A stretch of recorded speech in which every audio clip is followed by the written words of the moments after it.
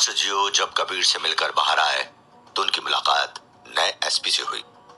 वो इस बात को बहुत अच्छे से जानते थे कि ये नया ऑफिसर उनके काम के लिए कितना ज्यादा खतरनाक हो सकता है। कोई नहीं जानता था कि क्या होने वाला है। रणवीर ने भी मास्टर जियो की परेशानी को समझ लिया था। पहले तो मास्टर जियो ने रणवीर को कुछ भी नहीं बताया, मगर बाद में उन्होंने रणवीर को बताया कि शहर का नया एसपी उनके और कबीर के पीछे पड़ गया है। इस वक्त मास्टर जियो ने रणवीर को यह भी बताया कि वो इंटरनेशनल माफिया के लिए काम करते हैं। इस बात को सुनकर रणवीर की हवा टाइट हो गई। उसने इस बात को सुनने का नहीं सोचा था। अब कोई नहीं जानता था कि क्या होने वाला है, मगर बाद में रणवीर ने मास्टर जियो को कहा कि उनको मीडिया की हेल्प से अपने अच्छे कामों को दिखाना चाहिए। इसके लिए उनके पास कोई आदमी होना चाहिए जो उनके भरोसे का हो। मास्टर जियो को पहले रणवीर का प्लान समझ नहीं आया, मगर बाद में उनको उसकी बात सही लगी। कोई नहीं जानता था कि रणवीर किस तरह से अपने आप को मास्टर जियो के सामने रिप्रेजेंट कर रहा है।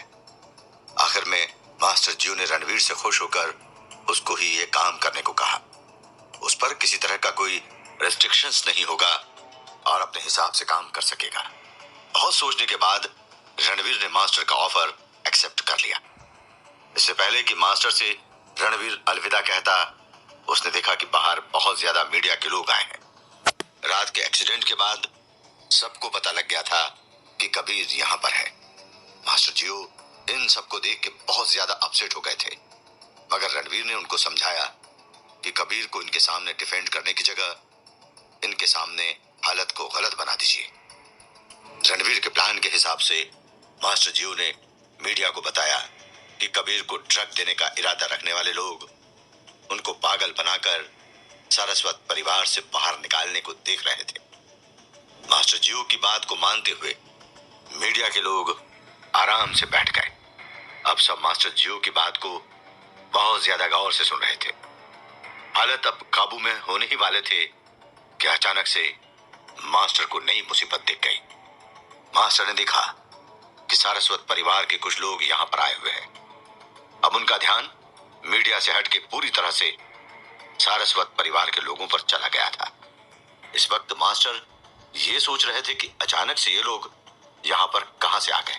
कोई नहीं जानता था कि क्या होने वाला है, क्योंकि कबीर यहाँ पर है ये बात किसी को नहीं पता थी। और अब ये लोग यहाँ कैसे आ गए।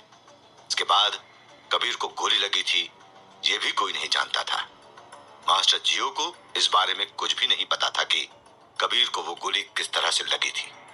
अगर मास्टर अभी कोई कहानी भी बना देते तो कबीर के होश में आने के बाद इस बात की बहुत ज्यादा संभावना थी कि कबीर मास्टर जियो को झूठा साबित कर दे। कोई नहीं जानता था कि क्या होने वाला है। सारस्वत परिवार से इस वक्त काजल, अलीशा और शंभुनाथ सारस्वत आए हुए थे।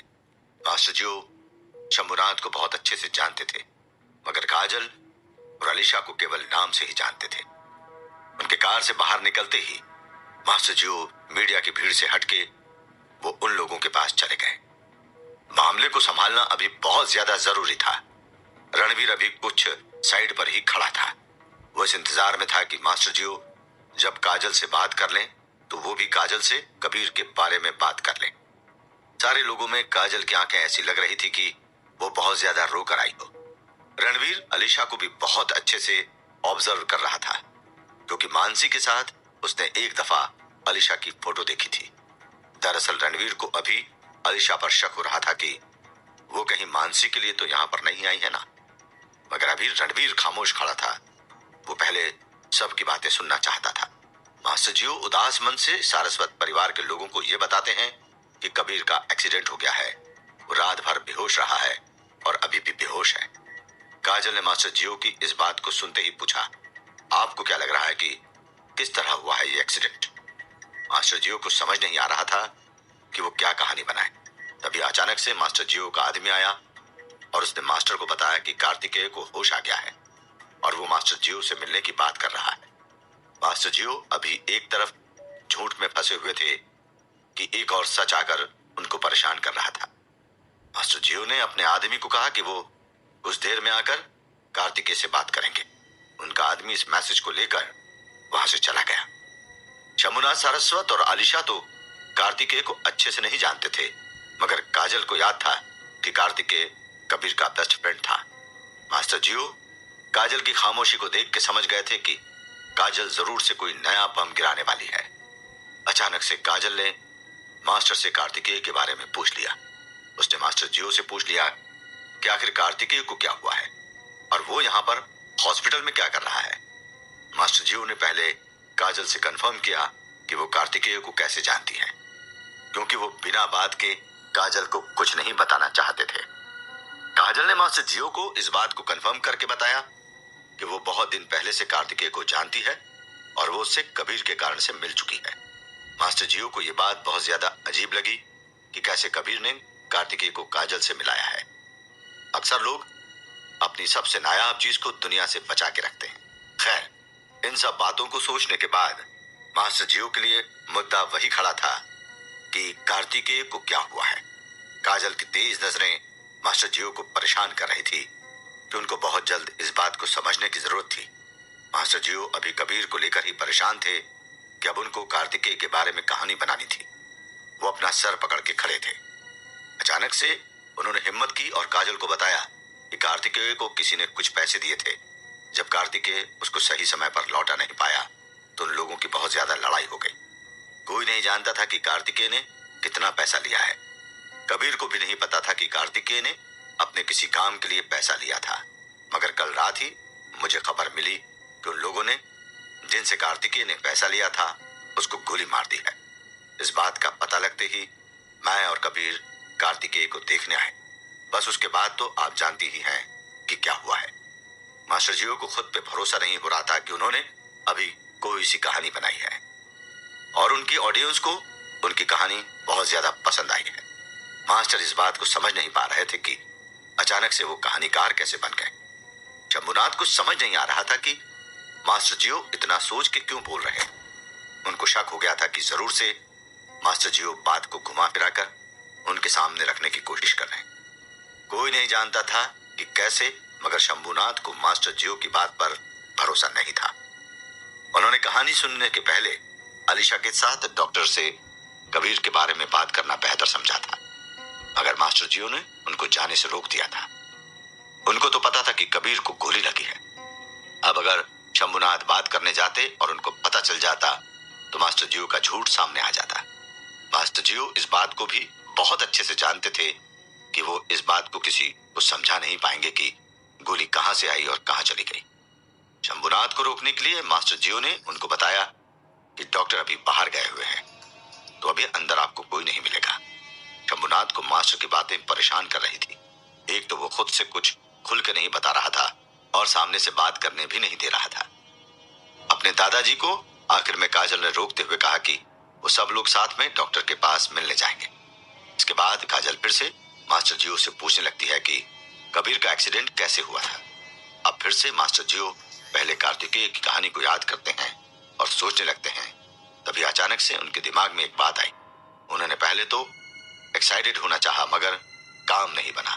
इसके बाद उन्होंने खुद को संभालते हुए काजल से कहा, काजल, मैं आपको ये बात बताना भूल गया कि कार्तिकेय को खून और दवा की जरूरत थी। जब मैं कार्तिकेय को खून दे रहा था तब कबीर उसके लिए दवा का इंतजाम करने गया था। जब वो दवा लेकर बाहर आ रहा था तभी उसकी कार एक पेड़ से लड़ गई थी। जैसे ही काजल ने सुना कि कबीर की कार पेड़ से लड़ गई, उसने फौरन से पूछा, ऐसा कैसे हो सकता है? कबीर बहुत अच्छी ड्राइव करता है। एक बार मेरे साथ ऐसा होता तो मैं मान भी लेती, मगर कबीर के केस में मैं इस बात को कैसे मान लूं? इससे पहले कि मास्टर जियो कोई सफाई देते, अचानक से काजल ने अपना एक और सवाल उनके सामने रख दिया। सवाल ये था कि क्या कबीर नशे में ड्राइव कर रहा था? मास्टर जियो ने सब बातों को खारिज करते हुए काजल को बताया कि वो कबीर की कार का ब्रेक फेल हो गया था। इस कारण से कबीर की कार का एक्सीडेंट हो गया है। काजल को अब कबीर को देखने की तलब हो रही थी। मास्टर जियो भी अब काजल के सवाल से परेशान हो गए थे। कोई नहीं जानता था कि क्या होने वाला है। मास्टर जियो अब किसी से नजर नहीं मिला रहे थे, क्योंकि अब वो एक और सवाल का सामना नहीं करना चाह रहे थे। अलीशा इस बात को समझ रही थी। वो भी मास्टर जियो से बात करके सवाल करना चाहती थी, मगर मास्टर जियो की हालत को देख के उसने अपना इरादा बदल दिया।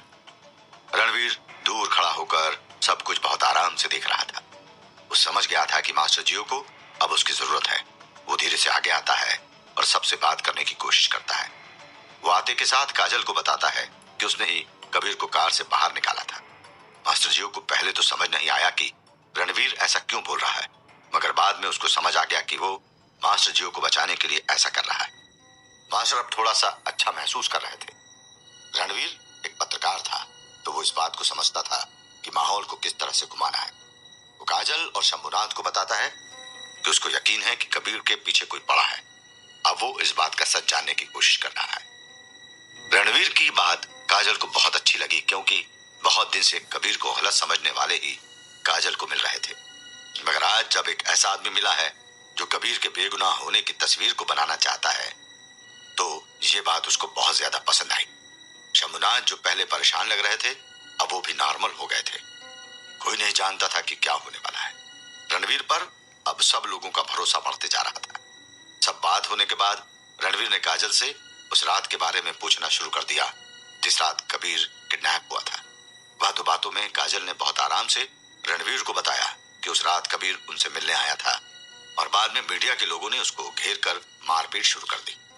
काजल के इतना बताते ही रणवीर को समझ आ गया कि ये सब काम हो ना हो मानसी का है, मगर अभी उसके पास इस बात का कोई सबूत नहीं था, तो उसने घर के लोगों के सामने ज्यादा बात करने की कोशिश नहीं की।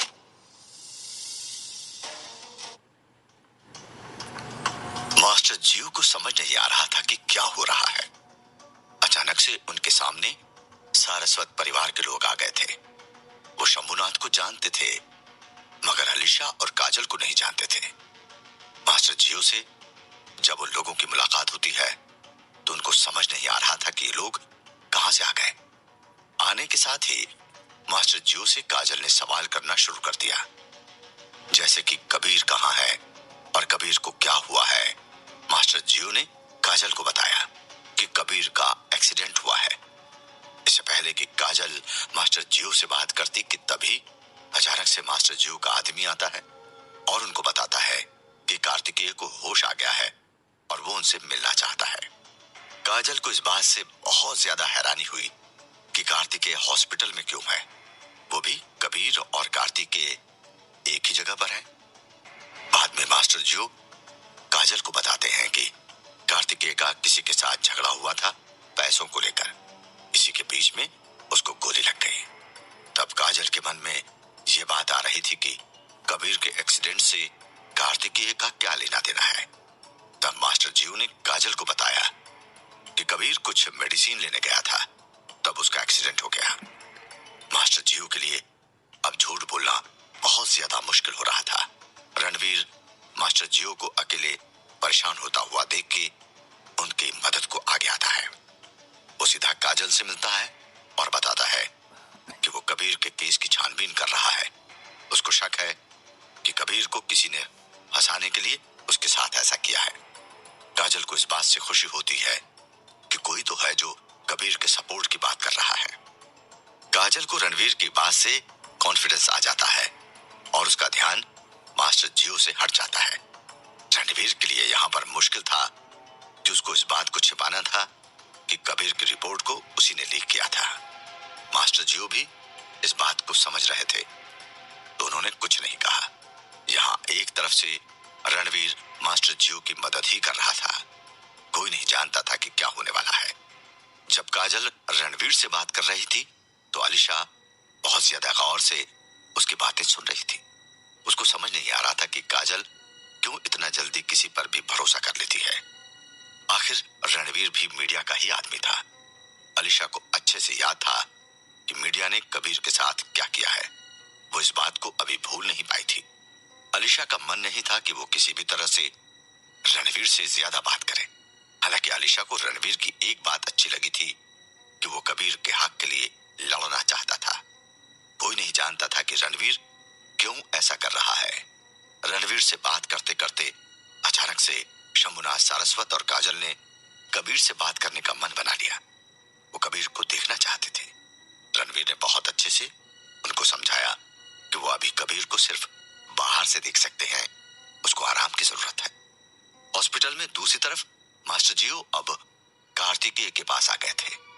कार्तिकेय अपने बेड पर लेटा हुआ था। मास्टर जियो जब उसके केबिन में गए तो आरके उसके पास ही बैठा हुआ था। कार्तिकेय को अभी कोई आइडिया नहीं था कि कबीर के साथ क्या हुआ है, मगर मास्टर जियो के चेहरे पर तनाव को कार्तिकेय ने महसूस कर लिया था। उसने अचानक से मास्टर जियो से पूछा, क्या बात है मास्टर जियो, आप परेशान क्यों हैं? मैं अब ठीक हूँ। परेशान होने की बात है कार्तिकेय, यहाँ सारस्वत परिवार के लोग आए हैं, मास्टर जियो ने कहा। इस नाम को सुनते ही कार्तिकेय पहले टेंशन में आ गया। बाद में उसने खुद को नॉर्मल करते हुए पूछा, उनके आने से क्या हो गया? हो सकता है वो लोग कबीर से मिलने आए हो। आप इस बात से इतना क्यों परेशान हैं? काश कि मैं तुमको बता पाता कि मैं क्यों परेशान हूँ, मास्टर जियो ने कहा। इससे पहले कि कार्तिकेय उनसे कुछ पूछ पाता, कार्तिकेय के पास खड़े आरके ने बोला, कबीर को गोली लगी है, वो भी तुम्हारे साथ यहीं पर एडमिट है। आरके की बात सुनने के बाद कार्तिकेय कुछ पल के लिए खामोश हो गया। उसको समझ नहीं आ रहा था कि ये सब कैसे हो गया। उसने तुरंत मास्टर जियो से पूछा, क्या बात कर रहे हैं आप लोग? कबीर को कब गोली लगी और आप लोग कहाँ थे? कबीर कल रात बिना बताए कहीं गया हुआ था। जब इसके बाद वो वापस आया तो मास्टर जियो इतना कहते कहते रुक गए। मैं समझ गया, जरूर से ये उस चीफ का काम होगा, उस कुत्ते को मैं नहीं छोड़ूंगा। इतना कहते हुए कार्तिकेय अपने बिस्तर से उठने की कोशिश करने लगा। उसकी बेचैनी देख के मास्टर जियो और आरके ने जल्दी से उसको पकड़ के फिर से उसके बिस्तर पर बैठा दिया। वो नहीं जानता था कि क्या हो रहा था। कार्तिकेय सिर्फ परेशान दिख ही नहीं रहा था, मगर वो बहुत ज्यादा परेशान था भी। कबीर उसके लिए बहुत इंपॉर्टेंट कैरेक्टर था। तुम आराम करो कार्तिकेय, जो करना है हम मिलकर करेंगे। अभी हमारा फोकस कबीर और तुमको ठीक करने के ऊपर है। चीफ को कहीं न कहीं तो हम लोग पकड़ ही लेंगे, मास्टर जियो ने कार्तिकेय से कहा। मास्टर जियो को कोई आइडिया नहीं था कि जिस इंसान को पकड़ने की बात कर रहे हैं वो अब इस दुनिया में नहीं है। अचानक से केबिन के दरवाजे पर किसी के आने की दस्तक आई। मास्टर जियो ने जब किसी की आहट सुनी तो उन्होंने आरके और कार्तिकेय को तुरंत शांत रहने का इशारा किया। केबिन का दरवाजा खुलता है और अंदर काजल आ जाती है। काजल को वहां देख के मास्टर जियो का बीपी फिर से कम होने लगता है। काजल ने जिस मुस्कुराहट के साथ केबिन के अंदर कदम रखा था, मास्टर जियो के लिए वो मुस्कुराहट जहर थी। मास्टर जियो जानते थे कि अब काजल के मन में फिर से सवाल चल रहे होंगे। काजल ने अंदर आने के साथ मास्टर जियो को साइड करते हुए सीधे कार्तिकेय के पास चली गई। क्या हो गया आपको मिस्टर कार्तिकेय? काजल ने कहा। कुछ खास नहीं, बस कोई इंसान मेरे पीछे लगा हुआ है, ये सब उसी की देन है, कार्तिकेय ने अपने शरीर को दिखाते हुए कहा। मगर ये सब हुआ कैसे? और माफ करना, तुमको किसी से पैसे लेने की क्या जरूरत है? काजल ने मास्टर जियो और कार्तिकेय को देखते हुए कहा। कार्तिकेय को समझ नहीं आ रहा था कि काजल किस बारे में बात कर रही है, क्योंकि उसको अच्छे से याद था कि उसने किसी से पैसे नहीं लिए थे। उसने काजल से हैरानी में पूछा, मैंने कब किससे पैसे लिए हैं? मुझे समझ नहीं आ रहा है कि आप किस बारे में बात कर रही हैं। मास्टर जियो ने कार्तिकेय की बात सुनते हुए अपने सर पर हाथ रख लिया था। उनको अब लग गया था कि उनका झूठ सामने आने वाला है। वो बहुत ज्यादा डरे हुए थे। देखो, मुझसे झूठ बोलने की जरूरत नहीं है, मुझे मास्टर जियो ने सब बता दिया है। मैं मानती हूँ कि तुमको पैसों की जरूरत थी, मगर तुमको कबीर से या मुझसे बात करनी चाहिए थी। ऐसे लोगों से पैसे लेते ही क्यों हो तुम? काजल ने कहा। कार्तिकेय को अभी भी समझ नहीं आ रहा था कि क्या गेम चल रहा है। मेरा भरोसा करिए, कार्तिकेय ने इतना ही कहा कि उसकी नजर काजल के पीछे खड़े मास्टर जियो पर गई। उसने मास्टर जियो को देखा तो वो अपने हाथों से कार्तिकेय को शांत रहते हुए काजल के हाँ में हाँ मिलाने को बोल रहे थे। कार्तिकेय को अभी समझ नहीं आ रहा था कि क्या बात है। आखिर मास्टर जियो उसको क्या समझाने की कोशिश कर रहे हैं। उसने अभी ज्यादा दिमाग न लगाते हुए ऐसा ही किया। पैसे उधार लेने की बात को उसने मान लिया और काजल को आगे ऐसा नहीं करने का वादा भी किया। मामले को सुलझता हुआ देख के मास्टर जियो ने भी बहुत चैन की सांस ली। उनको डर था कि उनका झूठ पकड़ा जाएगा, मगर आखिरी मोमेंट पर कार्तिकेय ने बात को संभाल लिया था। काजल कुछ देर रुकी और बाहर चली गई। काजल के बाहर जाते ही मास्टर जियो ने आरके से बोलकर केबिन को लॉक कर दिया। अब मास्टर जियो कार्तिकेय के पास गए और उसके आगे क्या करना है इसकी बात करने लगे। मास्टर जियो ने कार्तिकेय को साफ बताया कि कबीर कहीं रात से लड़ाई करके आया है। इस बात को साबित करने के लिए मास्टर जियो ने कार्तिकेय को डॉक्टर की बातों को बताया। जैसा कि डॉक्टर ने मास्टर जियो को बताया था कि कबीर के कपड़ों पर बहुत सारे लोगों के खून के दाग थे। कार्तिकेय ने इस बात को सुनते ही मास्टर जियो को समझाया कि जरूर से कबीर को चीफ का लीड मिला होगा। शायद कबीर रात में उसी के पीछे गया होगा और वहीं पर कबीर को गोली लगी होगी। मास्टर जियो और कार्तिकेय अभी सिर्फ इस बात का अंदाजा लगा सकते थे कि कबीर के साथ क्या हुआ है। पूरी कहानी तो केवल कबीर ही बता सकता था। बात करते करते अचानक से कमरे में शांति हो गई थी। आगे कुछ भी करने के लिए मास्टर जियो और कार्तिकेय को कबीर के अच्छे से होश में आने का इंतजार करना था। वही काजल जब बाहर आई तो उसको रणवीर मिल गया। वो काजल का इंतजार कर रहा था। कार्तिकेय के डर के कारण वो कार्तिकेय के केबिन में नहीं गया था, मगर वो इस बात को अच्छे से जानता था कि क्या हो रहा है। काजल के बाहर आते ही रणवीर ने उसको कॉफी ऑफर की। काजल को रणवीर का स्टाइल पसंद आया। उसने कॉफी को एक्सेप्ट करते हुए रणवीर से उसकी इस मेहरबानी का कारण पूछा। रणवीर ने इस जगह पर काजल से साफ साफ बता दिया कि उसको एक्चुअल कबीर के बारे में जानना है। काजल ने रणवीर को एक गहरी नजर के साथ देखा। उसके बाद उसने रणवीर से वजह पूछी कि आखिर क्यों वो कबीर के बारे में सब जान लेना चाहता है। रणवीर ने जैसा कि पहले कहा, अभी भी उसने काजल को यही बताया कि वो ऐसा अपने काम के कारण कर रहा है। काजल ने हॉस्पिटल के माहौल को देखते हुए अभी रणवीर को इंतजार करने के लिए कहा और बाद में इन सब बातों को डिस्कस करने के लिए कहा। काजल ने इस वक्त रणवीर को इसलिए कुछ नहीं बताया क्योंकि वो एक बार कबीर से भी बात करना चाहती थी कि रणवीर को क्या बताना है और कितना बताना है, क्योंकि जहां तक रणवीर ने खुद से कबीर के बारे में पता लगाया था, काजल को भी कबीर के बारे में उतना ही पता था। काजल और रणवीर आपस में बात कर रहे थे कि तभी मास्टर जियो काजल के पास आ रहे थे कबीर के बारे में पूछने को कि तभी अचानक से मास्टर जियो का फोन बज उठा। मास्टर ने जब फोन को देखा तो पाया कि ये पारस का फोन है। मास्टर ने साइड में जाते हुए कॉल को पिक किया। हाँ भाई कहो, क्या बात है? एसपी के बारे में कुछ पता लगा क्या? मास्टर जियो ने पूछा। उसका ध्यान इस बात पर भी था कि कोई उनको सुन तो नहीं रहा है। नहीं भैया, एसपी के बारे में कुछ नहीं पता लगा है अभी, मगर जल्द पता लग जाएगा कि वो क्या है और कहाँ तक जा सकता है। आपको मैंने अभी दूसरे न्यूज के लिए कॉल किया है। पारस ने कहा। हाँ बताओ क्या हुआ है? मास्टर जियो ने कहा। भैया मुझे उस आदमी का पता लग गया है जिसको हम इतने दिनों से ढूंढ रहे हैं। याद है दिल्ली में हमारे क्लब के एजेंट ने बताया था कि वो उसके पीछे है। उसी ने बताया मुझे आज, पारस ने कहा। पारस की इस बात को सुनकर मास्टर जियो ने कोई रिएक्शन नहीं दिया। पारस को समझ नहीं आ रहा था कि मास्टर जियो अचानक से खामोश क्यों हो गए हैं। क्या हुआ भैया, आप खुश नहीं हैं? आप तो इस आदमी को मुझसे ज्यादा ढूंढ रहे थे। पारस ने कहा। हाँ मैं जानता हूँ कि मैं इस आदमी को ढूंढ रहा था, मगर अभी मैं बहुत बेबस फील कर रहा हूँ। मैं चाहता हूँ कि मैं आगे जाऊं, लेकिन अच्छा देखते हैं कि क्या करना है। तुम उस पर ध्यान रखना और मुझे अपडेट करते रहना। मास्टर जियो ने इतना कहते हुए फोन काट दिया। उनको समझ नहीं आ रहा था कि क्या हो रहा है।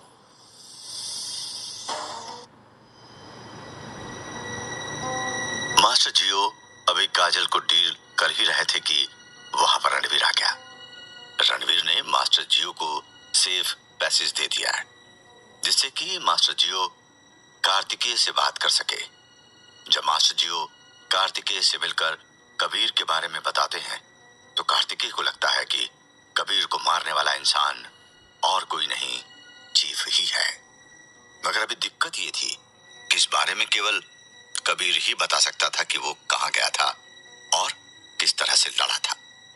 अभी मास्टर जियो और कार्तिकेय जानने की कोशिश में थे कि कबीर को किसने गोली मारी थी कि तभी वहां पर काजल आ जाती है। काजल के आते ही मास्टर जियो की हालत खराब होने लगती है, क्योंकि उनको डर था कि उनका झूठ कभी भी पकड़ा जा सकता है। कोई नहीं जानता था कि क्या होने वाला था। काजल ने जब कार्तिकेय को फटकार लगाना शुरू किया तो कार्तिकेय को समझ नहीं आया कि काजल क्या बात कर रही है। अचानक से मास्टर जियो ने इशारे में कार्तिकेय को बताया कि वो काजल की अभी सभी बात पे हाँ बोल दे। मास्टर जियो का खेल कार्तिकेय के समझ में नहीं आ रहा था, मगर जैसा कि मास्टर जियो ने कहा था, कार्तिकेय ने वैसा ही किया। जब काजल कार्तिकेय के कमरे से बाहर आई तो उसको रणवीर ने पकड़ लिया और कबीर के बारे में पूछने लगा। काजल को समझ नहीं आ रहा था कि वो क्यों कबीर के बारे में जानने की कोशिश कर रहा है।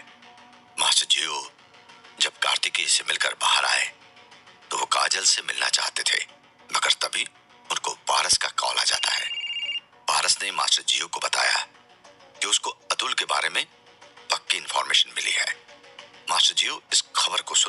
बहुत ज्यादा खुश नहीं हुए।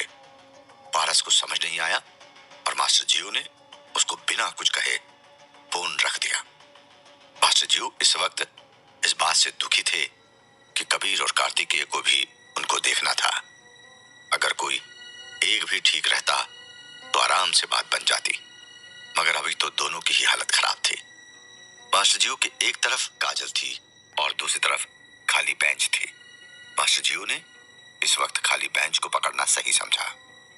शायद से मास्टर जियो की ये हालत पहले कभी नहीं हुई थी। उनके सामने उनका शिकार था, मगर अब कोई नहीं जानता था कि वो कब उस तक जा सकते थे। मास्टर जियो की परेशानी को अभी वहां कोई नहीं समझ सकता था। एक तो बिजनेस में होता लगातार घाटा और उस पर चीफ ने भी मास्टर जियो के बिजनेस को बहुत ज्यादा नुकसान पहुंचाया था। हालांकि मास्टर जियो को पता था कि कबीर कभी न कभी उनको हेल्प करेगा ही, मगर अभी का वक्त बहुत ज्यादा खराब था। वो अभी इसी सोच में बैठे थे कि उनके पास आर के आ जाता है। वो समझ गया था कि मास्टर जियो को जरूर से कोई परेशानी है। क्या बात है मास्टर, आप बहुत ज्यादा परेशान लग रहे हैं, आर के ने कहा। वो अभी मास्टर जियो के बेंच के पास खड़ा था। क्या कहूं आर के, मुझे समझ नहीं आ रहा है कि क्या हो रहा है। पता है, उस आदमी का ठिकाना मिल गया है जिसने कबीर को बदनाम किया था, मास्टर जियो ने कहा। तो दिक्कत क्या है, हमें उसको पकड़ लेना चाहिए। हम किस बात का इंतजार कर रहे हैं, आर के ने जोश में कहा। अगर इतनी सी बात तुमको समझ में आ जाती तो कोई दिक्कत ही नहीं थी। अब ध्यान से मेरी बात सुनो। पहली दिक्कत की कबीर और कार्तिकेय अभी बीमार हैं। दूसरी दिक्कत, उस एसपी ने जरूर से हम पर नजर रखी होगी। साला बहुत ज्यादा अड़ियल है। अगर हमारे आदमी कहीं किसी भी काम में पकड़े जाते हैं तो बहुत ज्यादा दिक्कत हो सकती है, मास्टर जियो ने आर के को समझाते हुए कहा। अगर मास्टर अतुल हाथ से निकल गया तो, और मुझे भी आपसे एक बात करनी थी, अगर इजाजत हो तो बोलूं, आर के ने कहा। तुमको मुझसे बात करने के लिए कब से इजाजत की जरूरत हो गई, बोलो क्या कहना है। मास्टर की इस बात को सुनकर आर के कुछ पल के लिए इधर उधर देखता है और फिर धीरे से मास्टर के बगल में बैठते हुए कहता है, आपको क्या हुआ है, मुझे समझ नहीं आ रहा है। आप उस नए जोकर पे दांव क्यों खेल रहे हैं? कौन, रणवीर? हाँ, मैं उसी की बात कर रहा हूँ। आप उससे इस तरह से बात कर रहे हैं जैसे कि वो आपका बरसों पुराना आदमी। मास्टर अभी के हालात को देखते हुए, मेरे हिसाब से ऐसा करना ठीक नहीं है। हो सकता है वो चीफ का आदमी और हमें यहाँ पर गुमराह करने आया हो, आर के ने कहा। वो इस बात को समझ रहा था कि अभी किसी पर भरोसा करना ठीक नहीं है। तुम उसके लिए परेशान मत हो, आदमी बहुत काम का है। यूं कहो, अब से वो ही हमारे मीडिया लिंक्स को कंट्रोल करेगा। अभी देखते हैं, अगर ज्यादा दिमाग लगाया तो उड़ा दिया जाएगा, मास्टर जियो ने मुस्कुराते हुए कहा। भले ही मास्टर जियो ने आरके के सामने ऐसा बोल दिया था, मगर अब वो इस बात को जानते थे कि आरके का शक जायज है। अभी हर तरफ से मास्टर जियो और उनके आदमी एक्सपोज हो गए थे। दुश्मन छिपा हुआ है। ऐसे में लापरवाही बहुत ज्यादा भारी हो सकती है। इसके बाद आरके ने मास्टर जियो को सुझाव दिया कि उनको अपने आदमियों की टुकड़ी को नहीं बल्कि किसी और गैंग के मेंबर्स को आउटसोर्स करना चाहिए, जिससे कि अगर कोई पकड़ा भी जाए तो मास्टर जियो तक बात नहीं आए। मास्टर जियो को आरके का ये आइडिया बहुत ज्यादा पसंद आया था। उन्होंने इस काम को करने के लिए आरके को ही कहा। प्लान कुछ यूं था कि एक लोकल गैंग को दिल्ली जाकर उस अतुल को उठाना था। उसके बाद उसको सही सलामत शिमला लेकर आना था। इन सब के बीच अगर एसपी साहब इन लोगों को पकड़ भी लेते तो कोई बहुत ज्यादा दिक्कत नहीं होने वाली थी। जो कुछ था सब इस बात पे डिपेंड करता था कि क्या होने वाला है या पुलिस का इस तरह से क्या रिएक्शन होने वाला है। अगर पुलिस इन लोगों को पकड़ लेती तो ये साफ हो जाता कि पुलिस अभी मास्टर जियो के पीछे पड़ी हुई है। मास्टर जियो से हरी झंडी मिलने के बाद आर के अपने काम पर लग गया। उसने बहुत सोच समझकर अपने एक आदमी के जरिए कुछ लोगों को हायर किया कि वो अतुल साहनी का काम कर सके। जैसा कि प्लान था, आरके ने बहुत अच्छे से सब कुछ सेट कर दिया था। मास्टर जियो के इस प्लान की जानकारी अभी कार्तिकेय को नहीं थी, क्योंकि वो नहीं चाहते थे कि कार्तिकेय अभी किसी बात को लेकर परेशान हो। मास्टर जियो को ये बात भी बहुत अच्छे से पता थी कि वो किसी भी कीमत पर कबीर के काम को किए बिना अब अपने काम को नहीं करा सकते थे। इस प्लान को एग्जीक्यूट करने के बाद मास्टर जियो को अब इंतजार करना था कि एसपी कितने पानी में है। साथ ही अभी सारस्वत परिवार के लोग भी वहां मौजूद थे। मास्टर जियो अभी उनको भी नहीं छोड़ सकते थे, तो उन्होंने अब उधर ही रुख करने का सोचा। एक सवाल अभी मास्टर जियो के दिमाग में बार बार आ रहा था कि सारस्वत परिवार के लोगों को कैसे पता लगा कि कबीर यहाँ पर एडमिट है। मास्टर जियो को मन तो नहीं था कि वो ये सवाल पूछे, मगर उनसे अब रहा भी नहीं जा रहा था। वो ऐसे किसी सवाल को नहीं पूछना चाहते थे जिससे कि आगे जाकर उनको तकलीफ हो। मास्टर जियो ने अपने कलेजे पर हाथ रखते हुए काजल से पूछ लिया कि उसको आखिर कैसे पता लगा कि कबीर यहाँ पर एडमिट है। काजल को यह सवाल बहुत ज्यादा अजीब लगा, मगर मास्टर जियो से आज उसकी पहली मुलाकात थी, तो काजल ने इस सवाल को माइंड नहीं किया। उसने कुछ सोचते हुए कहा कि उसको मीडिया के जरिए पता लगा था कि कबीर यहाँ पर है। मास्टर जियो को काजल का जवाब सूट नहीं कर रहा था। मास्टर जियो का चेहरा देख के काजल समझ गई थी कि मास्टर जियो को उसका जवाब समझ नहीं आया है। अचानक से काजल ने अपने मोबाइल पर यूट्यूब खोला और मास्टर जियो को रात का एक वीडियो दिखाया जिसमें कि मास्टर जियो कबीर को कार से बाहर निकाल रहे थे। मास्टर जियो का ये वीडियो देख के होश हवा हो गया। उनको समझ आ गया था कि अचानक से ये मीडिया कहां से आ गई थी। यानी कि इस नेट पर वायरल होते वीडियो के कारण लोगों को पता लग रहा था कि मास्टर जियो और कबीर यहाँ इस हॉस्पिटल में है। उनको समझ नहीं आ रहा था कि वो इस वीडियो को देख के हंसे या रोए। है तो ये तारीफ की बात, मगर इस वीडियो के कारण कबीर के दुश्मन को भी कबीर का पता मिल सकता था। मास्टर जियो ने काजल से और कुछ नहीं पूछा और वहां से चले गए। कोई नहीं जानता था कि मास्टर जियो अब कबीर के सिक्योरिटी के लिए क्या करने वाले हैं। वो काजल के पास से हटके सीधा कार्तिकी के पास चला गया। शायद अब उनको कार्तिकेय की सलाह की जरूरत थी, या कहा जाए तो कार्तिकेय के सिवा कोई भी नहीं था जो अभी मास्टर जियो को आइडिया दे सकता था। कार्तिकेय ने जब उस वीडियो को देखा तो समझ गया कि कबीर को यहाँ रखना अच्छा नहीं था। वो तुरंत से मास्टर जियो को रात के वक्त कबीर को सारस्वत विला में शिफ्ट करने का प्लान बनाता है। हालत को देखते हुए आरके को भी कबीर को शिफ्ट करने की बात सही लग रही थी। कोई नहीं जानता था कि आगे क्या होने वाला है या चीफ कहां से अटैक करने वाला है, इसलिए मास्टर जियो कोई रिस्क नहीं लेना चाहते थे। मास्टर जियो ने इसके बाद बाहर निकलकर काजल और शंभुनाथ सारस्वत को ये समझाने की कोशिश की कि कबीर को यहाँ रखना सेफ नहीं है। हालांकि मास्टर ने डायरेक्ट ही नहीं बताया कि कबीर को किससे खतरा है, मगर उन्होंने मीडिया का हवाला देते हुए कबीर का इलाज घर पर से करने की डिमांड रखी। कबीर की हालत को देखते हुए शंभुनाथ को भी इस बात की खुशी थी कि कबीर अब घर वापसी कर सकता है। इस तरह अगर कबीर घर जाता भी तो किसी को कोई दिक्कत नहीं होने वाली थी। मीडिया को भी यही लगता कि कबीर की तबीयत बहुत ज्यादा खराब है तो उसको घर लाया जा रहा है। इन सब के बीच शंभुनाथ ने पुलिस से बात करके कबीर के लिए सिक्योरिटी लेने का मन बना लिया था। कबीर के जाने के बाद मास्टर जियो को भी अच्छे से मौका मिल जाता कि वो अपने हिसाब से अपने काम को देख सकता था। तब वो उस एसपी का भी इंतजाम सोच सकता था। वक्त अपनी रफ्तार से बीत रहा था। दोपहर कब शाम और फिर कब रात का वक्त आ गया किसी को पता नहीं लगा। रात 8 बजे कबीर को एम्बुलेंस के जरिए सारस्वत विला तक ले जाने का प्रोग्राम बन गया था। मास्टर जियो ने एम्बुलेंस के साथ बहुत सख्ती के साथ अपने आदमियों को भी लगाया था ताकि अगर कोई रास्ते में कबीर पर अटैक करे तो आराम से कबीर को बचाया जा सके। मास्टर जियो ने अपने 4 कार में आदमियों को बहुत अच्छे से तैयार करके भेजा था। उसके साथ आरके भी था। आरके के हाथ इस वक्त 2 काम थे। पहला कि उसको कबीर को सारस्वत विला तक सही सलामत पहुंचाना था और दूसरा कि उसको बहुत अच्छे से उन लोगों को शिमला के बाहर भेजना था जो कि अतुल को उठाने दिल्ली जा रहे थे। कबीर के एम्बुलेंस के साथ आगे बढ़ते हुए आरके उन लोगों को भी मॉनिटर कर रहा था। उधर अब मास्टर जियो कार्तिकेय के साथ आराम से बैठे हुए थे। अब वो कबीर की जिम्मेदारी से मुक्त हो गए थे। वो कार्तिकेय के साथ बैठ के अपने आने वाले कुछ कंसाइनमेंट की बात कर रहे थे जिसको उनको इंडिया से पाकिस्तान और थाईलैंड भेजना था। मास्टर अभी बैठ के आराम से कार्तिकेय से यही सब डिस्कस कर रहे थे कि तभी आरके का कॉल आया। मास्टर आरके का नंबर देख के बहुत ज्यादा डर गए थे। उनको शक हो रहा था कि कहीं कबीर पर हमला तो नहीं हुआ है, मगर आरके के पास दूसरी खबर थी। दरअसल पुलिस ने उन सब लोगों को गिरफ्तार कर लिया था जिनको आरके ने दिल्ली भेजा था।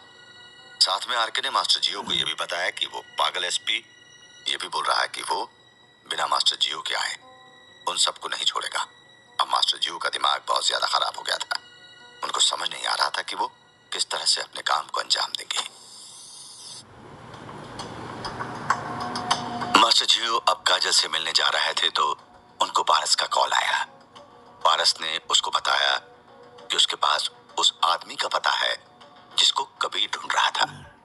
मास्टर जियो पारस की बात सुनकर कॉल रख देते हैं। वो परेशान होकर उस जगह पर बैठ जाते हैं। उनको परेशान देखकर आरके उनसे बात करने आता है। आरके ने मास्टर जियो से बात करके पूछा कि क्या बात है। मास्टर ने उनको बताया कि अतुल का पता लग गया है, मगर अभी जैसे हालत है उस हिसाब से कुछ करना ठीक नहीं है। मास्टर ने अपनी परेशानी की दो वजह बताई। पहली कि कबीर और कार्तिक अभी ठीक नहीं थे, और दूसरी की एसपी की नजर अभी मास्टर जियो की तरफ ही थी। कोई भी गलती मास्टर जियो पर बहुत ज्यादा भारी पड़ सकती थी। आरके ने मास्टर जियो को आइडिया देते हुए कहा कि वो ये काम लोकल गैंग से करवाते हैं, इससे किसी को शक नहीं होगा कि क्या हो रहा है। मास्टर जियो ने आरके को ही इस काम को करने को कहा। आरके ने अपने खास आदमी को इस काम के लिए सब कुछ सेट करने को कहा। दूसरी तरफ मास्टर जियो ने काजल से पूछा कि वो कैसे यहां तक आई, तो काजल ने मास्टर जियो को एक वीडियो दिखाया जिसमें मास्टर कबीर को बाहर निकाल रहे थे। आखिर में मास्टर ने काजल और शंभुनाथ को कबीर को घर पर लेकर जाने को बोल दिया। काजल को मास्टर जियो का आइडिया अच्छा लगता है और काजल उसको अपने घर पर लेकर चली जाती है। कबीर के जाने का इंतजाम पूरी तरह से मास्टर जियो ने किया था। उन्होंने कबीर के साथ अपने आदमियों की एक टोली भी भेजी थी। इन सब के साथ आरके भी गया था। मास्टर जियो जब हॉस्पिटल में कार्तिकेय से अपने आने वाले कंसाइनमेंट के बारे में बात कर रहे थे, तभी आरके का कॉल आता है कि जिन लोगों को वो लोग दिल्ली भेज रहे थे उनको पुलिस ने पकड़ लिया है, और तो और उन सबको एसपी ने पकड़ा है। मास्टर जियो को आगे ये भी पता लगा कि एसपी ने ये भी कहा है कि वो तब तक उन लोगों को नहीं छोड़ेगा जब तक कि मास्टर जियो खुद उससे आकर नहीं मिलते हैं। इस खबर को सुनने के बाद मास्टर जियो ने अपना फोन गुस्से में काट दिया। कोई नहीं जानता था कि क्या हो रहा है, मगर मास्टर जियो को अब ये बात बहुत अच्छे से समझ आ गई थी कि एसपी हाथ पैर धोकर मास्टर जियो के पीछे पड़ गया है। कार्तिकेय मास्टर जियो के सामने ही बैठा हुआ था। वो मास्टर जियो को देख के समझ जाता है कि मास्टर जियो का मूड ऑफ हो गया है। कार्तिकेय ने मास्टर से पूछा, क्या बात है मास्टर, किसका कॉल था? किसी का नहीं आरके। मास्टर जियो के जवाब को सुनकर मास्टर की तरह कार्तिकेय को भी लगा कि कबीर पर हमला तो नहीं हुआ है ना। उसने उत्तेजित होकर पूछा, क्या बात है, सब ठीक तो है ना? हाँ सब ठीक है, तुम परेशान मत हो, कबीर ठीक है। मास्टर जियो समझ गए थे कि कार्तिकेय के दिमाग में क्या चल रहा है। उन्होंने कार्तिकेय को उसी हिसाब से जवाब दिया। कबीर ठीक है तो क्या बात है? कार्तिकेय ने पूछा। वो हर हाल में अपने सवाल का जवाब चाहता था। हमारे धंधे में दोस्त से ज्यादा दुश्मन होते हैं। बताया था ना कि एक नया एसपी आया है, उसी ने मेरे कुछ आदमियों को पकड़ लिया है, मास्टर जियो ने कहा। वो अभी कार्तिकेय को खुल के कुछ भी नहीं बताना चाहते थे। यकीन नहीं होता कि शहर का सबसे पावरफुल आदमी अभी एक एसपी से परेशान हो गया है, कार्तिकेय ने आश्चर्य में पूछा। कार्तिकेय बात पावरफुल की नहीं है, पावरफुल कोई नहीं होता है, पावरफुल सिर्फ आदमी का टाइम होता है। मुझे इस एसपी से कोई खतरा नहीं है, मगर अभी मेरा वक्त खराब है, तो मुझे अभी एक कांस्टेबल से भी सावधान रहने की जरूरत है, मास्टर जियो ने कहा। वो कार्तिकेय को समझा देना चाहते थे कि उनका जीवन इस बात पे टिका है। मतलब किस तरह से आपका वक्त खराब चल रहा है, मैं कुछ समझा नहीं। कार्तिकेय को मास्टर जियो की बात समझ नहीं आ रही थी कि वो किस बिहाफ पर बात कर रहे हैं। कार्तिकेय की बात सुनकर मास्टर जियो मुस्कुराते हुए अपनी चेयर से उठ के बगल की खिड़की पर खड़े हो जाते हैं। उनके दोनों हाथ पीछे की तरफ मुड़े हुए थे। कार्तिकेय को उन्होंने धीरे से कहा, तुम और कबीर घायल हो, लड़ाई में मेरे इतने आदमी मारे गए, चीफ ने भी मेरे बहुत से कॉन्टेक्ट और आदमियों को मारा है। कैसे नुकसान होता है। मैं सच कहूं तो इस लड़ाई के कारण मेरी पूरी गैंग टूट गई है। अगर आप कमजोर हैं तो बाहर के लोग आप पर बहुत आराम से पत्थर फेंक के भाग सकते हैं, क्योंकि उनको पता है कि आप वापस से पत्थर को नहीं मारेंगे। मास्टर की बात में बहुत ज्यादा गहराई थी। कार्तिकेय भी समझ गया था कि सच में मास्टर जियो का इस लड़ाई में बहुत कुछ नुकसान हुआ है। कार्तिकेय के दिमाग में अब सब वो बातें चलने लगी थी जब चीफ के आने पर उन लोगों ने हमला किया था। वहां पर भी मास्टर जियो के बहुत से आदमी मारे गए थे, उनके बहुत से हथियार खाली हो गए थे। इसके बाद कार्तिकेय को वो दिन याद आता है जब चीफ ने उनके आदमी भंवर सिंह डोगरा को उसके पूरे ग्रुप के साथ ही खत्म कर दिया था। कार्तिकेय अभी यही सब सोच रहा था कि तभी उसके कमरे में एक नर्स आती है और उसको दवा लेकर सोने को कहती है। मास्टर जियो ने भी आखिर में कार्तिकेय को यही कहा और बाहर चले गए। कार्तिकेय के पास अभी मास्टर जियो के लिए कोई सुझाव नहीं था। उसने उनको जाने दिया। ये रात सबके लिए बहुत ज्यादा मुश्किल थी।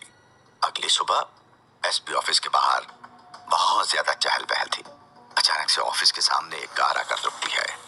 एसपी ऑफिस को देख के लग रहा था कि वहां पर बहुत सालों कोई काम नहीं किया गया है। एसपी ऑफिस की बिल्डिंग बहुत ही बुरे हालत में दिख रही थी। ऐसा नहीं था कि मास्टर जियो पहले कभी एसपी ऑफिस नहीं आए थे, मगर आज उनको यहाँ पर बहुत ज्यादा घुटन हो रही थी। मास्टर जियो आज यहाँ पर अकेले ही आए थे। वो नहीं चाहते थे कि पारस उनके साथ नए एसपी से मिलने को आए, क्योंकि इस तरह से वो एसपी की नजर में आ सकता था। मास्टर जियो ऐसे भी बहुत सोच समझ के काम करने के लिए पॉपुलर थे। एसपी ऑफिस के सामने बहुत से लोग मास्टर को पहचान रहे थे। जब मास्टर ऑफिस की तरफ आगे बढ़ रहे थे तो तब वहां पर उनके जान पहचान के सभी लोग उनको सलाम कर रहे थे। इस बात से ये समझ आता था कि शिमला शहर में मास्टर जियो का क्या रुतबा है। आज जब एक नया ऑफिसर आकर उनको चैलेंज किया तो उनको अब इसका जवाब देना था। मास्टर जियो के दिमाग में अभी क्या चल रहा था ये अभी वो भी नहीं जानते थे। उनको भी इतना पता था कि उनको जवाब देना है। जब मास्टर जियो भीड़ के बीच में गुजर रहे थे तब एसपी भी उनको चोर नजरों से देख रहा था, लेकिन ये बात मास्टर जियो ने नोटिस नहीं की थी।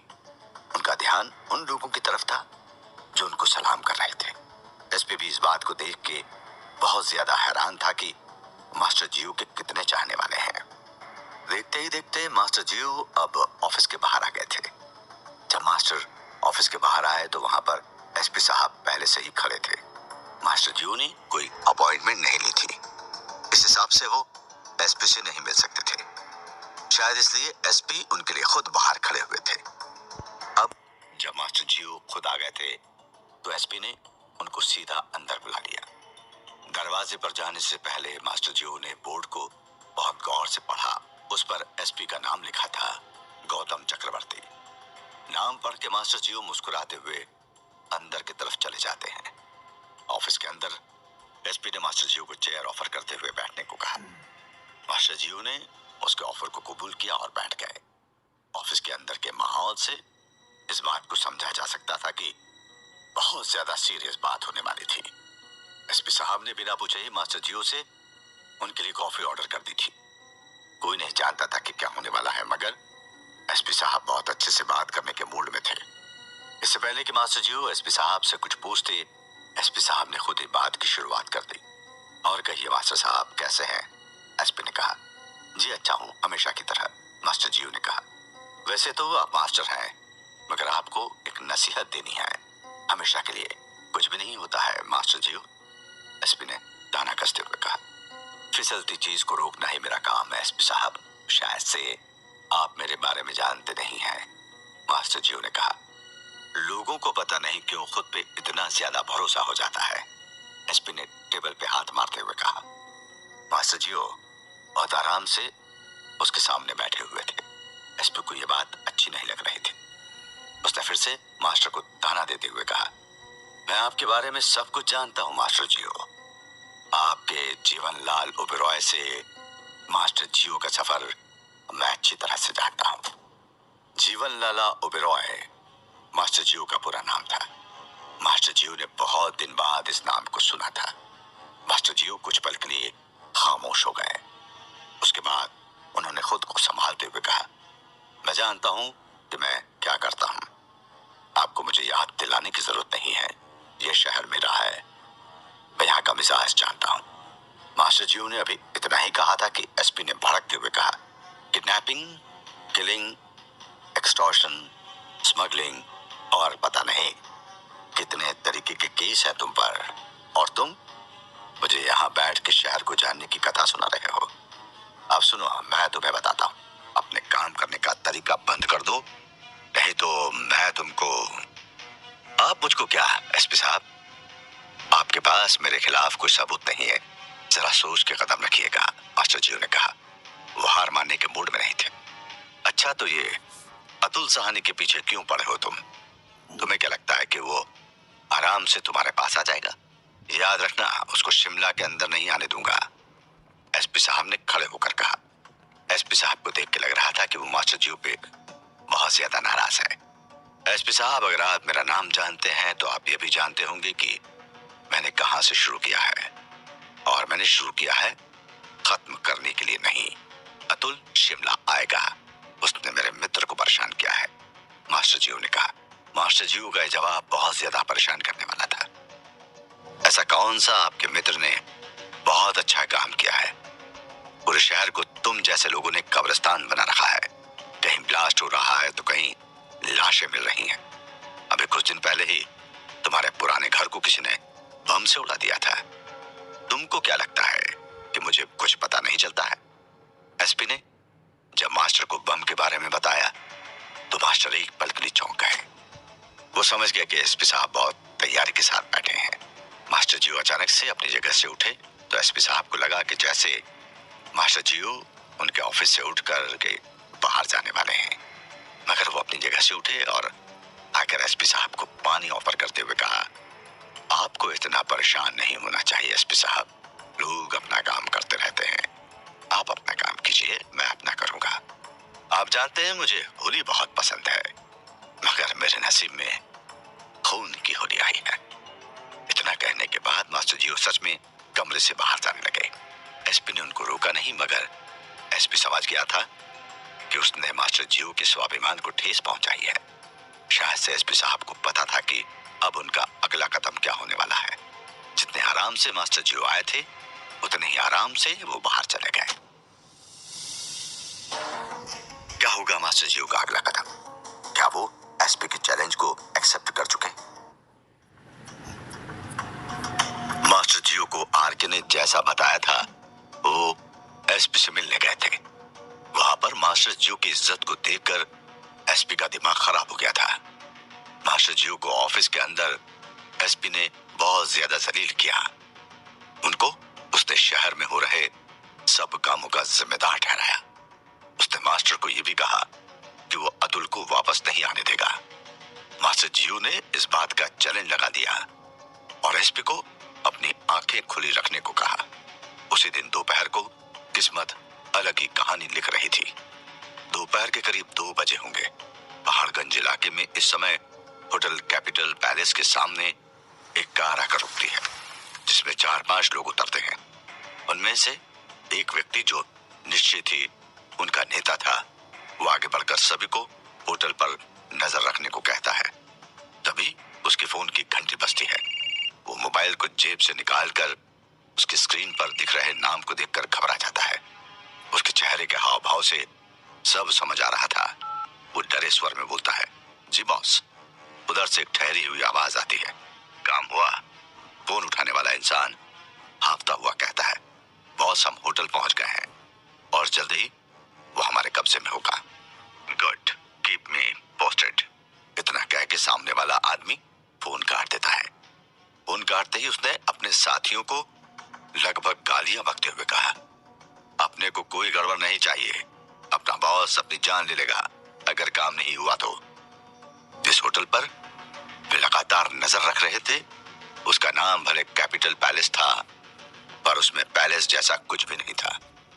वो एक औसत से भी कम दर्जे का लॉज था, जो कि 3 मंजिला था। अतुल ने ये जगह इसलिए छिपने के लिए चुनी होगी क्योंकि यहाँ कोई भी नहीं सोच सकता था कि अतुल जैसा कामयाब पत्रकार वहां रह सकता है। अभी अतुल ने बालकनी पर आकर अपनी सिगरेट जलाई, तभी उसने देखा कि एक कार वहां खड़ी है। उसे थोड़ा तो शक हुआ, लेकिन उसने मन में सोचा कि होंगे कोई मवाली और वो आराम से अंदर चला गया। उधर बाहर कार के पास खड़े आदमियों को अपने साथी का इंतजार था, जो कि होटल के अंदर पूछताछ के लिए गया था। उसके आते ही उनमें से एक ने उतावलापन दिखाते हुए पूछा, कुछ पता चला कि कौन से रूम में है? उनके मुखिया ने जवाब देते हुए होटल के रिसेप्शन पर बैठे आदमी के साथ पूरी घटना को अपने गुर्गों के सामने शेखी बखरते हुए बताया कि वो आदमी रूम नंबर 104 में है, पर वो आसानी से बता नहीं रहा था। रिसेप्शन पर बैठा आदमी बोल रहा था कि कस्टमर प्राइवेसी है। तब अपन का माथा ठनका और अपन ने अपना घोड़ा उसके माथे पर रख दिया। मैंने घोड़ा रखते ही कह दिया, बता नहीं तो खोपड़ी खोल दूंगा। तब उसने रजिस्टर ही सामने रख दिया। यही नहीं, उसने ये भी अपने आदमियों को बताया कि रूम सीढ़ी से ऊपर जाकर मैं से दूसरा है। अभी सब तैयार हो जाओ। उसने साफ साफ कहा कि वो आदमी अभी रूम में ही है। मैंने पता किया है। इसके बाद वे लोग उसे पकड़ने के लिए अंदर जाने के बारे में सोचने लगे। उनका शिकार सामने ही था। उधर अतुल ने होटल के काउंटर पर फोन करके चाय और ब्रेड बटर का ऑर्डर देता है। दरअसल चाय तो बहाना था। वो होटल के स्टाफ से सामने के व्यक्तियों और कार के बारे में जानना चाहता था, जिसके बारे में वो अभी भी परेशान होकर सोच रहा था। वो सोचने लगा कि वे लोग आखिर कौन हो सकते हैं। ठीक 5 मिनट बाद उसके दरवाजे पर दस्तक हुई। दस्तक से उसके सोचने में विघ्न पड़ जाती है। उसने बेमन से दरवाजे के बीच के सुराख में देखा, वहां एक होटल स्टाफ खड़ा था। स्टाफ के आते ही उसने उसको अंदर बुलाया और उससे अपनी मंशा जाहिर की। तभी स्टाफ, जो कि उसका मित्र भी हो गया था, क्योंकि अतुल उसे सम्मान देता था और एक्स्ट्रा टिप भी देता था, होटल स्टाफ ने अंदर आने के साथ कहा, सर चाय और आपका ब्रेड मक्खन उधर डेस्क पर रख दो। अतुल ने जवाब में कहा। इसके बाद वो अपने सवाल पर आया, एक बात सुनो सतीश, ये नीचे गाड़ी किसकी है और ये लोग कौन है? अब सतीश ने बताना शुरू किया कि सर, हम आपको बताने वाले थे कि आप यहाँ से भाग जाओ। मैंने काउंटर पर कुछ लोगों को आपके बारे में पूछते सुना है। उनकी बातों से लग रहा था कि वे अच्छे लोग नहीं हैं। काउंटर पर बात करते वक्त मैं गुजर रहा था कि उनकी नजर मुझ पर पड़ गई, इसलिए मैं पूरी बात नहीं सुन पाया। अच्छा सर, मैं चलता हूँ। अतुल ने उसे मदद के बदले 500 के कुछ करारे नोट जेब में रखी पर्स से निकाल कर दे दिए। सतीश के जाने के बाद अतुल ने दरवाजा बंद कर लिया और सोचने लगा कि कौन हो सकता है जो उसे मारना चाहता है। खैर, इतना सोचने का समय नहीं था। उसे वहां से भागने का रास्ता ढूंढना था। उसने नीचे देखा, कार अभी भी वहीं खड़ी थी और सिर्फ एक व्यक्ति वहां अभी दिख रहा था। उसे जल्दी करनी होगी, उसने मन में सोचा। अतुल अपना छोटे से बैग, कुछ पेपर और गाड़ी की चाबी और कुछ सामान समेटते हुए निकलने का रास्ता सोच रहा था। उसने धीरे से दरवाजा खोला और गैलरी में एक नजर घुमाई। वहां कोई नहीं था। वो देख रहा था कि कैसे निकला जाए। तभी उसे अपने सामने ही एक कमरा खुला दिखा। बिना कुछ सोचे वो भागकर उसमें घुस गया। कमरे में उसने देखा कि एक छोटी बच्ची बिस्तर पर है। उसने मुंह पर उंगली के इशारे से चुप रहने का इशारा किया। लड़की डर गई, पर वो कुछ बोल नहीं सकी। अतुल ने कमरे को ध्यान से देखा। कमरे में 2 खिड़की थी। उसने एक खिड़की के पास में जाकर उसे खोलने की कोशिश की, पर खुली नहीं। फिर वो हाँफते हुए दूसरी खिड़की के पास गया और जोर लगाकर खोलने लगा। वो खिड़की एकदम से खुल गई। उसने खिड़की से देखा, वो कार और उसके साथ एक आदमी भी दिखा, लेकिन उसका मुंह गेट की तरफ था। खिड़की के नीचे ही एक छज्जा था। उसे प्लान मिल गया था। अतुल ने सोचा कि यही सही मौका है। तब तक बाहर से कुछ लोगों के कदमों की आवाज आती है। वो समझ गया कि वे लोग उसके रूम आ गए होंगे। उसने तुरंत सामने खिड़की खोली, लटक गया और सावधानी से कूद गया। उसके गिरते ही धड़ाम की आवाज आई और वो उठकर भागा। तभी उसे एक आदमी ने देख लिया जो कार के पास था। उसने अतुल को देखते ही झट से अपना फोन निकाला और अपने मुखिया को बताया कि भाई वो भाग रहा है। मुखिया ने पूछा किधर? उधर से आवाज आई, सामने ही गली की तरफ। इधर अतुल बेतहाशा भाग रहा था। उससे 20 कदम की दूरी पर वो व्यक्ति भी था। अतुल हाफने लगा था। उसे लगा कि ऐसे तो वो पकड़ा जाएगा। तभी उसे एक कार दिखी जिसका मालिक सिगरेट पीने जा रहा था। भागते हुए अतुल ने कार का दरवाजा खोला और कार भगा दी। थोड़ी देर चलने के बाद उसने सांस ली थी कि तभी उसने शीशे पर देखा कि वही लोग उसका पीछा कर रहे हैं। लेकिन अभी भी शहर में ही था, इसलिए बहुत तेज नहीं चला सकता था। यही बात थी कि मुखिया और उसके आदमियों ने अभी तक गोली नहीं चलाई थी। मुखिया अपने एक आदमी जो कि गाड़ी चला रहा था उसे निर्देश देते हुए कहा, क्या बैलगाड़ी चला रहे हो बे? वो कुत्ता बचना नहीं चाहिए। अतुल ने आगे से दाहिने मुड़ते हुए मेन रोड की तरफ अपनी कार को मोड़ दिया। यही रोड आगे चलकर चौराहे से होकर गुजरती थी, जहां से बाएं जाने से दिल्ली मनाली हाईवे पड़ता था। अतुल के दिमाग में अभी मंजिल साफ थी। वो अब चौराहे पर था, जहां सिग्नल अभी ग्रीन था। तय गाड़ी भगा दी, आगे चलकर हाईवे पर आ गया। वहीं सिग्नल रेड हो जाने से पीछा करने वाले उसमें फंस गए। इतना पीछे जाने के बाद मुखिया ने भी गाड़ी भगा दी, लेकिन तब तक अतुल उनसे थोड़ा दूर निकल गया था। अब वो अपने सभी कामों को याद करने लगा कि उसने ऐसा क्या किया है जो उसके पीछे गुंडे लगे हैं। तभी उसे कबीर का ख्याल आया, नहीं, वो कैसे कर सकता है? वो तो मामूली इंसान है। वो अपने सोच के घोड़े दौड़ा रहा था, परंतु किसी भी निष्कर्ष पर नहीं पहुंच पा रहा था। तभी उसे फिर कार दिखी। तभी उसका ध्यान आया कि अभी जान बचाना बहुत जरूरी है। उसने स्पीड बढ़ा दी। उधर मुखिया की गाड़ी नजदीक आती जा रही थी। मुखिया ने अपने आदमियों से गाड़ी के टायर पर गोली चलाने को कहा। दोनों खिड़की से दोनों आदमियों के हाथों में पिस्टल लहराने लगे। उन्होंने फायरिंग शुरू कर दी। अतुल ने गाड़ी को लहराना शुरू कर दिया ताकि गोलियां गाड़ी पर न लगे भी तो टायर पर न लग पाए। मुखिया ने झूलते हुए, तुम लोगों से एक काम भी ढंग से नहीं होता। अब मुखिया ने खुद खिड़की से बाहर निकलकर फायरिंग करनी शुरू की और गोलियां अतुल की कार को टकरा रही थी। इस बात से मुखिया ने मुस्कुराते हुए अपने आप को शाबाशी दी। अतुल अब घबरा गया था और उसने गाड़ी की रफ्तार और तेज की। तभी 2 गोली पीछे के शीशे को चीरते हुए अतुल के पास से गुजरी। अतुल के रोंगटे खड़े हो गए। अतुल को समझ नहीं आ रहा था इस मुसीबत से कैसे निपटा जाए। उसने अब सोचा कि हाईवे से दूर चला जाए, इसलिए उसने आगे आने वाले एक गांव के रास्ते की ओर गाड़ी मोड़ दी। उधर मुखिया भी पीछे हो लिया। आगे रास्ता कच्चे रास्ते की तरफ जाता था। अतुल ने रुख उसी ओर कर दिया। तभी आगे उसे बकरियों का झुंड मिला जो कि रास्ता रोके था। उसने झट से गाड़ी को उतारकर आगे भागना शुरू कर दिया। उधर मुखिया की गाड़ी ने हॉर्न दिया ताकि बकरी हट जाए। तभी मुखिया गाड़ी से निकलकर उसके पीछे भागा। उसके गुर्गे भी आने लगे, सिवाय ड्राइवर के, क्योंकि उसे गाड़ी लानी थी। चारों भाग रहे थे। उसे अतुल दिखा, पर अभी वो दूर था। अतुल को आगे घर दिखने लगे। उसने सोचा जल्दी से गांव में पहुंच जाऊं ताकि छुप सकूं। वो और तेजी से दौड़ा। अब उसे छुपने की जगह चाहिए थी। वो एक घर में घुस गया और एक आदमी से विनती करने लगा कि भैया मुझे बचा लो, कुछ गुंडे मेरे पीछे पड़े हैं। पहले वो सदमे में आ गया कि ये कौन है, कौन इसके पीछे पड़ा है। अतुल ने दुविधा समझते हुए कहा कि मैं आपको सब बताता हूँ, पहले दरवाजा बंद कर लीजिए। आदमी ने बात को समझते हुए कहा, ठीक है, तुम अंदर वाले कमरे में चले जाओ। वो आदमी खुद बाहर जाकर देखने लगा, क्या सच में गुंडे पीछे पड़े? वो बाहर निकला और आगे बढ़कर उसने देखा सामने से कुछ लोग आ रहे थे। आते ही उन लोगों ने उस व्यक्ति से पूछा कि तुमने किसी आदमी को देखा होगा, वो किधर है? गांव वाले ने कह दिया, इधर तो बहुत से लोग हैं, उसे नहीं मालूम वे किसकी बात कर रहे हैं। तब मुखिया को अपनी भूल का एहसास हुआ।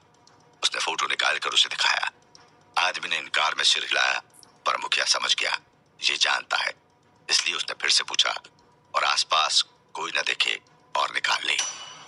आदमी ने बताते हुए अपने ही घर की तरफ इशारा कर दिया। अब मुखिया ने अपने साथियों को ध्यान से अंदर जाने को कहा। पहले एक आदमी अंदर गया, फिर दूसरा, फिर मुखिया अंदर घुसा। तब तक अतुल समझ गया वो गिर गया है, अब कोई चारा नहीं। उसने तब भी एक कोशिश की। जैसे ही आदमी अंदर आया उसने साइड में घुसा मारा। वो आदमी वहीं गिर पड़ा। तब दूसरा आदमी अंदर आया। उसने उसे धक्का देते हुए अपने आप को कमरे से बाहर कर लिया। तभी उसे जोरदार पंच पड़ता है जिससे वो तड़प उठा, परंतु उसने दीवार का सहारा लेते हुए खुद को संभाला और मुखिया के वार से बचकर दरवाजे की तरफ भागा। अभी वहां पर बंदूक लिए आखिरी मुखिया का साथी खड़ा था। उसने साफ किया कि बाहर मत आना वरना जान से जाएगा।